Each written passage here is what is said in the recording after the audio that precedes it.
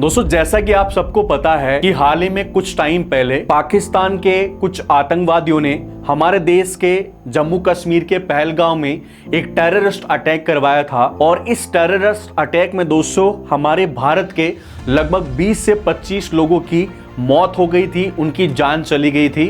पाकिस्तान से जो आतंकवादी आए थे उन्होंने हमारे देश के लोगों को धर्म पूछा और हिंदू धर्म बताने के बाद उनको सर में गोली मार दी गई। इस अटैक के बाद दोस्तों हुआ क्या कि हमारी देश की सरकार, हमारी जनता एकदम आक्रोश में आ गई और इसका बदला लिया गया।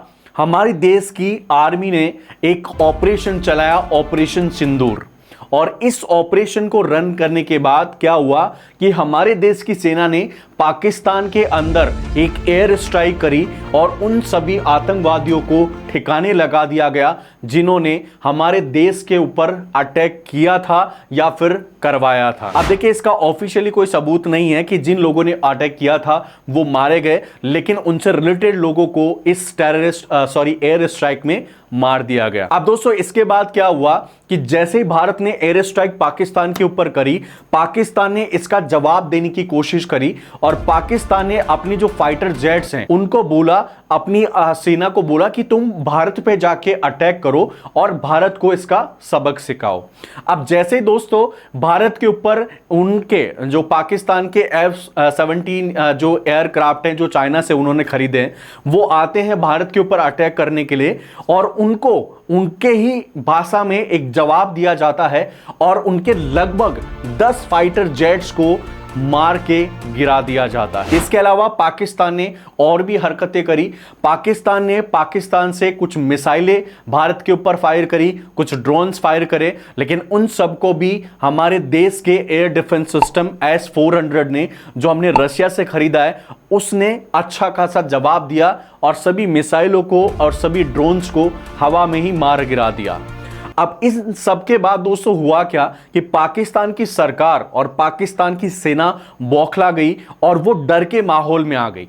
और एक बात मैं आपको बता दूं दोस्तों, जब भी पाकिस्तान की सेना या पाकिस्तान की सरकार डर में आती है तो वो हमेशा अपने पिताजी के पास जाती है। और उसका पिताजी कौन है? उसका पिताजी है दोस्तों चाइना। देखिए दोस्तों, अभी ऑपरेशन जब सिंदूर चल रहा था ना, उस टाइम में भी चाइना कहीं ना कहीं पाकिस्तान की मदद कर रहा था और आगे आके नहीं, लेकिन पीछे से कहीं ना कहीं चाइना पाकिस्तान को बोल रहा था कि तुम वॉर स्टार्ट करो, हम तुम्हें पीछे से सपोर्ट करेंगे। लेकिन भाई जब पाकिस्तान के सब चीजें औंधे मुंह गिर गई ना, तो पाकिस्तान बेचारा डर गया और उसने चीन की बात मानना छोड़ दी। लेकिन पिताजी का आदेश वो हमेशा मानता है और पिताजी ने अब उसको एक आदेश और दिया है कि तुम अपने आप को अपग्रेड करो, मैं तुमको हथियार दूंगा। और इससे अब हो क्या रहा है कि चाइना पाकिस्तान को ऐसे ऐसे हथियार दे रहा है जिन हथियारों से हो सकता है कि आने वाले टाइम में भारतीय सेना को कुछ नुकसान उठाना पड़ जाए। देखिए दोस्तों, अभी क्या हो रहा है कि पाकिस्तान का जो आर्मी चीफ है, ठीक है, जिसका नाम है आसिम मुनीर, वो इस ऑपरेशन सिंदूर के बाद रोता हुआ अपने पिताजी के पास जाता है और अपने पिताजी से रिक्वेस्ट करता है चाइना से कि हमें कुछ आप ऐसे हथियार दो जिनको हम इन फ्यूचर भारत के खिलाफ यूज कर पाएं। और इनकी रिक्वेस्ट के बाद, या हो सकता है चाइना ने खुद इनको आगे से रिक्वेस्ट की हो, इनकी रिक्वेस्ट के बाद देखिए चाइना ने क्या किया है, एक F-31 एक एयरक्राफ्ट है, फाइटर एयरक्राफ्ट है, ये वाला आप देख सकते हैं, ये पाकिस्तान को देने की ऑफिशियली घोषणा कर दी है। एंड ये दोस्तों जो FC-31 आप देख रहे हैं ना, ये कोई नॉर्मल फाइटर जेट नहीं है दोस्तों, ये एक stealth 5th generation fighter jet है जो अभी भी भारत के पास नहीं है। इस जनरेशन का जो फाइटर जेट है वो भारत के पास नहीं है। इस जनरेशन के जो फाइटर जेट्स हैं वो ज्यादातर अमेरिका के पास या रशिया के पास या चाइना जैसे देशों के पास है। लेकिन अब ये FC-31 जो फाइटर जेट है, stealth 5th generation fighter jet, ये पाकिस्तान की सेना में भी शामिल होने वाला है। और इस जनरेशन के हमारे देश के पास कोई भी जो है फाइटर जेट नहीं है। हमारा अमेरिका आने वाला है, लेकिन वो लगभग 2028 में वो जो है ऑपरेशनल होगा होगा शायद, ठीक है। और जब तक लगभग 3 साल का भी गैप है, 3 साल में ये वाला जो फाइटर जेट है वो पहले ही पाकिस्तान के पास आ जाएगा। तो हो सकता है कि भारतीय सेना को कुछ ना कुछ इस फाइटर जेट की वजह से नुकसान उठाना पड़ जाए। अब देखिए दोस्तों, आज की इस वीडियो में हम ये जानने वाले हैं कि ये जो 5th जनरेशन का फाइटर जेट है FC-31, ये पाकिस्तान में आ रहा है, इसका वजह क्या है, पाकिस्तानी इसको क्यों परचेज कर रहा है। जो FC-31 है इसके अंदर कौन सी टेक्नोलॉजी इस्तेमाल की गई है, कौन सी इसकी विशेषताएं हैं, इसमें कौन से हथियार हैं, इसकी प्राइस क्या है, रेंज क्या है, वो सब कुछ आज इस वीडियो में हम जानने वाले हैं। और भारत को इस फाइटर जेट के आने के बाद किस प्रकार की प्रॉब्लम्स का सामना करना पड़ सकता है, वो भी आप आज इस वीडियो में जानने वाले हैं। तो वीडियो एंड तक जरूर देखना। पहली बार अगर आप चैनल पे हैं तो एक रिक्वेस्ट जरूर करूंगा, इस वीडियो को लाइक और अपने दोस्तों के साथ शेयर जरूर कर दें। चलिए आप शुरुआत करते हैं आज के इस वीडियो। तो देखिए दोस्तों, FC-31 अभी पाकिस्तान के बेड़े में शामिल होने वाला है। अब इसकी सबसे पहले हम ये जानकारी ले लेते हैं कि FC-31 जो है इसका इतिहास क्या है। तो देखिए दोस्तों, FC-31 का जो इतिहास है ना, वो है दोस्तों, इसका जो नाम है, सबसे पहले हम इसके बारे में बात करते हैं। इसका नाम है दोस्तों FC-31 एंड पुराना इसका नाम है दोस्तों J-31, ठीक है। J-31 इसका नाम है। मेड बाई है दोस्तों ये सियोंग एयरक्राफ्ट कॉर्पोरेशन है, चाइना की एक सरकारी कंपनी है, वो इस एयरक्राफ्ट को बना रही है या फिर इसको बना चुकी है। एंड टेक्नोलॉजी इसमें इस्तेमाल किए गए दोस्तों स्टील्थ टेक्नोलॉजी। स्टील्थ टेक्नोलॉजी क्या होती है? देखिए दोस्तों, एक ऐसी टेक्नोलॉजी होती है जिसको कोई भी देश का जो रडार सिस्टम है वो इजीली डिटेक्ट नहीं कर सकता, उसको पकड़ नहीं सकता। जैसे मैंने एक वीडियो बनाया था अमेरिका के B-2 बॉम्बर पे। B-2 बॉम्बर दुनिया का ऐसा बॉम्बर है जिसका कोई भी मुकाबला नहीं कर सकता, जो किसी भी देश में जाके तबाही मचा सकता है, लेकिन उस देश का रडार उसको डिटेक्ट नहीं कर सकता। इस तरह से B-2 बॉम्बर बनाया गया था। एंड B-2 बॉम्बर कब बना था? जब अमेरिका और सोवियत यूनियन के बीच में कोल्ड वॉर चल रहा था, और उस टाइम पे अमेरिका ने एक टेक्नोलॉजी बिल्ड करी थी, जिस टेक्नोलॉजी का नाम था दोस्तों स्टील्थ टेक्नोलॉजी। और ये जो टेक्नोलॉजी है स्टील्थ टेक्नोलॉजी, इसके अंदर मेन टेक्नोलॉजी यही बनाई गई है कि इस टेक्नोलॉजी के माध्यम से जो भी एयरक्राफ्ट बन रहे हैं वो भाई इतने खतरनाक होते हैं कि इनको कोई भी रडार सिस्टम ट्रैक नहीं कर सकता, इनके ऊपर इजीली मिसाइल फायर नहीं हो सकती। अगर मिसाइल फायर भी हो गई तो वो मिसाइल को ये वाला जो जेट है वो कंफ्यूज करके वापस रीफायर कर सकता है या फिर कहीं पे और टारगेट कर सकता है। इसके पास और भी कई प्रकार के हथियार होते हैं इस प्रकार के जेट्स के पास, और वो सभी के सभी हथियार काफी डेंजर होते हैं। इसकी स्पीड, कैपेसिटी सब कुछ खतरनाक होती है, जो किसी भी देश में तबाही मचाने के लिए बहुत आसानी से काम कर सकती है, ठीक है। इसके अलावा इसके डिजाइन देखिए अमेरिका के F-35 से मिलती जुलती है। एंड मैं आपको एक बात और बता दूं दोस्तों, ये जो फाइटर जेट आप देख रहे हैं ना FC-31, ये चाइना ने बनाया है, ठीक है। चाइना ने इसको बनाया है, लेकिन चाइना ने इसको बनाया है अमेरिका की टेक्नोलॉजी को इस्तेमाल करके। देखिए दोस्तों, हुआ क्या था, 2007 में अमेरिका के ऊपर एक साइबर अटैक हुआ था। चाइना के साइबर जो एक्सपर्ट हैं या जो चाइना के हैकर्स हैं, उन्होंने अमेरिका के ऊपर एक साइबर अटैक किया था। और उस अटैक के माध्यम से चाइना ने क्या करे कि अमेरिका की जितनी भी जो ऐसी इंफॉर्मेशन थी जो चाइना को चाहिए थी, वो सारी की सारी इंफॉर्मेशन चाइना ने मंगवाई अपने हैकर से। और उस टाइम पे अमेरिका के पास देखिए F-35 एक ऐसा बॉम्बर था जो स्टील्थ टेक्नोलॉजी से बना हुआ था। उस बॉम्बर की जो जानकारी थी अमेरिकन सेना के पास, वो जानकारी भी चाइना ने चोरी कर ली थी, और उसी जानकारी के हिसाब से अब इन्होंने ये जो FC-31 है वो डिजाइन किया है, और ये टेक्नोलॉजी का इस्तेमाल करके इन्होंने ये जो है फाइटर जेट बनाया है, ठीक है। तो इसका इतिहास क्या है वो आई थिंक आपको समझ में आ गया होगा। अब बात करते हैं दोस्तों, ये जो स्टील्थ बॉम्बर है FC-31, इसकी कुछ विशेषता के बारे में या फिर इसकी टेक्नोलॉजी के बारे में। तो देखिए दोस्तों, इसके फीचर्स के बारे में बात करते हैं, विशेषताओं के बारे में बात करते हैं। सबसे पहले अगर इसके फीचर्स की बात करें तो पहला फीचर्स है इसमें स्टील्थ डिजाइन, जो किसी भी रडार के अंडर नहीं आता, किसी भी रडार कि ये डिटेक्शन में नहीं आता, कोई भी रडार इसको पकड़ नहीं सकता, इस प्रकार का इसका डिजाइन है, ठीक है। एंड ये हाई स्पीड जो है जेट होते हैं, जिसका स्पीड है इसका मार्च 1.8, जिसका मतलब होता है कि जो ध्वनि होती है ना, जो आवाज होती है, आवाज से लगभग 2 गुना तेजी से ये वाला जो फाइटर जेट है वो उड़ान भर सकता है। एंड इसके अंदर ड्यूअल इंजन है, और इस इंजन के अंदर देखिए ये इंजन का नाम है WS-19, और ये इंजन है दोस्तों इतना ज्यादा फोर्स पैदा करता है कि जो इसकी स्पीड है वो लगभग आवाज से 2 गुना ज्यादा हो जाती है। एंड इसका रेंज है लगभग दोस्तों 1200 किलोमीटर। एंड इस वाले फाइटर जेट के अंदर फ्यूल वाला जो सिस्टम है वो भी दिया गया है, मतलब अगर इसका फ्यूल हवा में खत्म हो जाए तो उस फ्यूल को रिफिल किया जा सकता है, और ये फाइटर जेट वापस से हवा के अंदर ही उड़ान भर सकता है, उसको जमीन पे लैंड नहीं करना पड़ेगा। तो ये भी इसके अंदर टेक्नोलॉजी दी गई है। हथियारों की बात करें तो देखिए इसमें एयर टू एयर मिसाइल्स हैं, और एयर टू ग्राउंड वाली मिसाइलें भी इस फाइटर जेट के अंदर यूज की गई है, जिससे ये वाला फाइटर जेट और भी डेंजर बन जाता है कि अगर किसी देश के अंदर इसको हमला करना हो तो ये एयर टू ग्राउंड मिसाइल दाग सकता है, या फिर अगर इसके सामने कोई और फाइटर जेट आता है तो ये एयर टू एयर मिसाइल का इस्तेमाल करके उस फाइटर जेट को भी तबाह कर सकता है। इस प्रकार के इसके अंदर जो है हथियार शामिल किए गए हैं। इसके अलावा भी देखिए दोस्तों इसके अंदर और कुछ फीचर्स हैं, जैसे मिसाइल रेंज है इसकी लगभग 400 किलोमीटर। अगर जो मिसाइलें इस्तेमाल करता है फाइटर जेट अपने अंदर, वो मिसाइलें एक बार छोड़ने के बाद लगभग वो 400 किलोमीटर तक जो है फायर कर सकती है।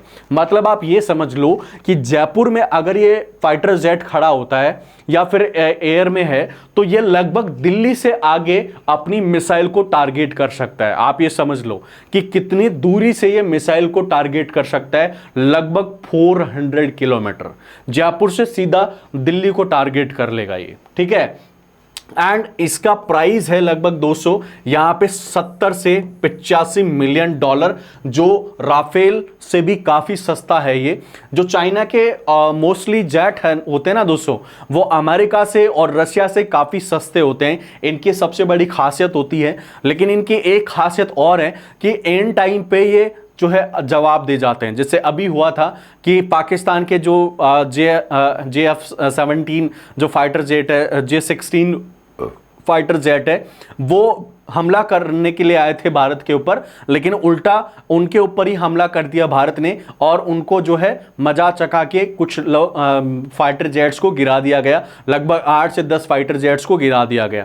तो वो एंड टाइम पे काम करे या ना करे उसकी कोई गारंटी नहीं है। इसके अंदर एक और फीचर आता है प्राइस रेंज के हिसाब से, ठीक है। आप देखिए दोस्तों इसमें AESA रडार सिस्टम आता है, ठीक है, जो किसी भी रडार को कंफ्यूज करने के लिए या फिर मिसाइल का रास्ता बदलने के लिए इस्तेमाल किया जाता है। इसमें सेंसर फ्यूजन्स हैं और इंटरनल वेपन्स भी इसके अंदर इस्तेमाल की गई है, ठीक है। तो ये फाइटर जेट है दोस्तों, ये इसकी कुछ फीचर्स हैं, विशेषता है जो काफ़ी एडवांस फीचर्स हैं। 5th जनरेशन का ये, वैसे मैं आपको बता दूं ये एयरक्राफ्ट है, और हमारे पास भारत के पास अभी तक 5th जनरेशन का कोई भी एयरक्राफ्ट नहीं है। हमारे पास जो सुकोई है या फिर जो भी है फाइटर जेट्स, वो सारे के सारे 4.5 जनरेशन वाले जो है विमान है अभी हमारे पास। अब देखिए ये विमान या फाइटर जेट अगर भाई पाकिस्तान की आर्मी में शामिल हो गया तो पाकिस्तानी आर्मी इसको किस तरीके से इस्तेमाल कर सकती है उसके बारे में भी हम जान लेते हैं, या फिर पाकिस्तान की आर्मी इसको क्यों लेके आ रही है, उनका मकसद क्या है वो जान लेते हैं। देखिए दोस्तों उनका मकसद कुछ इस प्रकार है, पाकिस्तान क्यों खरीद रहा है ये फाइटर जेट।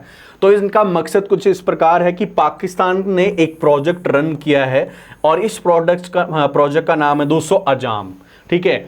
अजाम जो प्रोजेक्ट है ना, वो इस तरीके का प्रोजेक्ट पाकिस्तान ने लॉन्च किया है, जिस प्रोजेक्ट के तहत पाकिस्तान अपनी सेना को मजबूत करेगा, एंड पाकिस्तान अपनी सेना के अंदर 5th जनरेशन के जो भी वेपन्स हैं या फाइटर जेट्स हैं उनको इस्तेमाल करेगा। एक बात मैं आपको और बता दूं दोस्तों इस वीडियो के अंदर, देखिए पाकिस्तान ने सिर्फ 5th जनरेशन का फाइटर जेट ही चाइना से नहीं खरीदा, इसके अलावा 5th जनरेशन के और भी कई सारे मिसाइल्स, वेपन्स या ड्रोन ड्रोन्स भी पाकिस्तान परचेज करने वाला है।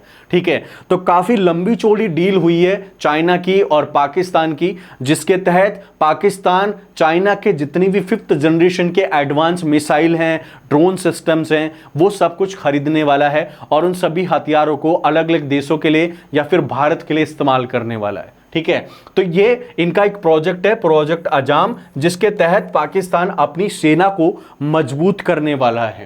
एंड भारत की ज्यादातर ताकत भारत से ज्यादा ताकतवर बनने की इसकी कोशिश है। ठीक है, पाकिस्तान देखिए हमेशा वीडियोस अगर आप उनके देखोगे तो भारतीय सेना को, पाकिस्तान की जो आर्मी है या फिर पाकिस्तान के जो लोग हैं वो हमेशा ये समझते हैं कि भारत की जो सेना है वो काफी कमजोर है पाकिस्तान से। ठीक है, लेकिन भाई ये जो जेट है ना, ये अगर पाकिस्तान की सेना में शामिल हो गया तो कहीं ना कहीं ये बात सच भी हो जाएगी कि पाकिस्तान की आर्मी से हमारी देश की जो आर्मी है वो कहीं ना कहीं कमजोर हो जाएगी हवा के अंदर। ठीक है, वैसे तो देखिए कमजोर नहीं है भारतीय आर्मी, क्योंकि हमारे पास काफी अच्छे सोल्जर्स हैं, काफी अच्छे टेक्नोलॉजी है, काफी अच्छे हमारे पास विमान भी हैं, फाइटर जेट्स भी हैं, काफी अच्छे हमारे पास मिसाइल्स भी हैं, जो एयर डिफेंस सिस्टम है वो भी हमारे पास काफी मजबूत है इंडिया के पास। लेकिन फिर भी दोस्तों अगर 5th जनरेशन के फाइटर जेट्स आ गए तो कहीं ना कहीं इस टेक्नोलॉजी का मुकाबला करना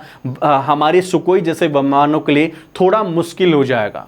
हमारे जो फाइटर्स हैं या फिर हमारे जो जेट्स के ड्राइवर्स होते हैं या फिर पायलट होते हैं, उनके लिए कहीं ना कहीं एक चैलेंज हो जाएगा इस प्रकार के फाइटर जेट से मुकाबला करना। ठीक है, एंड बाकी देशों को डराने का इसका एक मकसद है। देखिए पाकिस्तान के पास कई सारे छोटे देश हैं, जैसे बांग्लादेश हो गया, ठीक है, अफगानिस्तान हो गया, या फिर भूटान हो गया, नेपाल हो गया, इस प्रकार के काफ़ी सारे छोटे छोटे देश हैं जिनको पाकिस्तान डराना चाहता है, अपने काबू में करना चाहता है, और वो ये दिखाना चाहता है कि भाई हमारी जो सेना है ना उससे तुम थोड़ा दब के रहो या फिर तुम डर के रहो।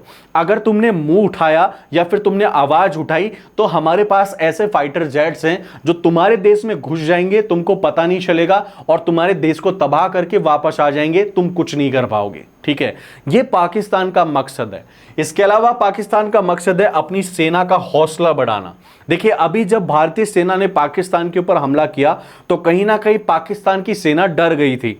पाकिस्तानी सेना को लगने लग गया था कि यार भारत से भिड़ना शायद मुश्किल है, नामुमकिन है, भारतीय सेना को हराना लगभग इम्पॉसिबल है। तो भारतीय सेना का हौसला देखकर पाकिस्तान की जो सेना का हौसला है वो कहीं ना कहीं डगमगा गया था, गिर गया था। और उस हौसले को बढ़ाने के लिए पाकिस्तान के जो चीफ हैं, आर्मी चीफ या फिर पाकिस्तान की जो गवर्नमेंट है, वो उसको इस प्रकार के जेट्स देने की कोशिश कर रही है जिन जेट्स को देखने के बाद पाकिस्तानी सेना का हौसला बढ़ जाए। ठीक है, तो ये कुछ इसके मकसद है खरीदने के, जो पाकिस्तान फुलफिल करने वाला है इस जेट को खरीदने के बाद। अब दोस्तों अगर ये जेट पाकिस्तान की सेना में शामिल हो गया तो भाई इस जेट का सामना भारत कैसे करेगा? भारत ऑलरेडी तैयारी कर चुका है या तैयारी करने वाला है। क्या राजनीति है, रणनीति है भारत के पास, वो भी हम समझ लेते हैं। तो देखिए दोस्तों यहां पे भारत के लिए इसका मतलब क्या है उसके बारे में जानते हैं।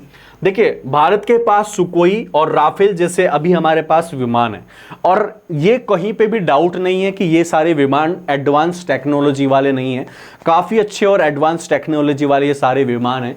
लेकिन ये जो जनरेशन है ये 4.5 जनरेशन है, और अभी पूरा जो वर्ल्ड है वो 5th जनरेशन पे या 6th जनरेशन पे काम कर रहा है, जिसके अंदर इस प्रकार के फाइटर जेट्स अलग अलग देश बना रहे हैं जिनको रडार में पकड़ना लगभग नामुमकिन है, उनकी स्पीड बहुत ज़्यादा है, या फिर उनकी जो एयर मिसाइल डिफेंस सिस्टम है, एयर मिसाइल है, उनका जो रेंज है वो भी काफ़ी ज़्यादा है। इसके अलावा उसमें और भी कई सारे ऐसे टेक्नोलॉजी का इस्तेमाल किया गया है जो अपने पायलट्स को सेफ बनाता है, और किसी भी देश में घुस के वो कुछ ही सेकंड्स में तबाही मचा के आ सकते हैं। इस प्रकार के फाइटर जेट्स पे बाकी देश काम कर रहे हैं। हमारा देश भी देखिए काम कर रहा है इस पे, जो अमेरिका है ये हमारा देश बना रहा है। भारत के अंदर ही ये वाला जो फाइटर जेट है बन रहा है, लेकिन ये वाला फाइटर जेट लगभग 2028 में हमारे देश में बनकर तैयार होने की उम्मीद है। लेकिन अभी भी दोस्तों 2025 चल रहा है, तो लगभग हमारे पास 3 साल का टाइम है। ठीक है, 3 साल का लंबा टाइम है और पाकिस्तान एक ऐसा देश है जो अपनी नीच हरकतों से कभी भी बाज नहीं आता।